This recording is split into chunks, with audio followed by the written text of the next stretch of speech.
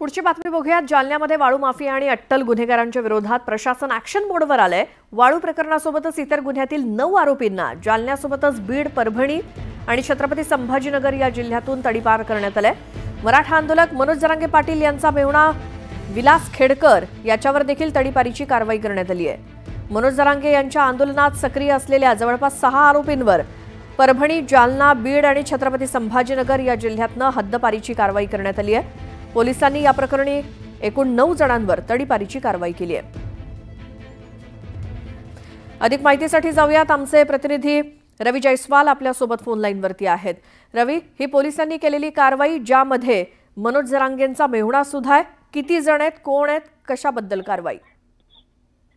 आपण जर बघितलं तर जालना जिल्ह्यात वाळू माफिया आणि जे अटक गुन्हेगार आहेत त्यांच्या विरोधामध्ये पोलीस प्रशासन जे आहे ते आता ऍक्शन मोडवरती आलेलं आहे। या प्रकरणी कारवाई करत प्रशासनानं तब्बल 9 जणांना जे आहे ते 3 जिल्ह्यातून तडीपार केले। त्याच्यामध्ये जर आपण बघितलं तर मराठा आंदोलक मनोज जरांगे पाटील यांचा मेहुणा सुद्धा आहे आणि त्याचबरोबर आंदोलनामध्ये जे सक्रिय होते त्यामध्ये सुद्धा 6 जण जे आहे ते याच्यामध्ये जे आहे ते या तडीपारीच्या कारवाईमध्ये आहेत।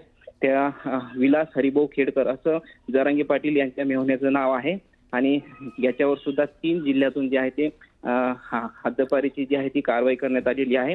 मागच्या जर काही वर्षांपासून जर बघितलं आपण तर जिल्ह्यामध्ये वाळू माफियासह जे इतर गुन्हे आहेत, त्या जीवे मारण्याचा प्रयत्न असेल, आंतरवाली सराटीच्या आंदोलनामध्ये जी जाळपोळ केली अशा प्रकारचे जे काही गुन्हे असतील 2019 पासून वेगवेगळ्या पोलीस स्टेशनमध्ये या सगळ्या लोकांवरती जे आहे ते गुन्हे दाखल होते आणि त्यानंतर पोलीस प्रशासनानं जे आहे ते उपविभागीय न्यायदंडाधिकारी यांच्याकडे प्रस्ताव पाठवला होता आणि त्यानुसार अंबड उपविभागीय अधिकाऱ्यांनी ही कारवाई केलेली आहे।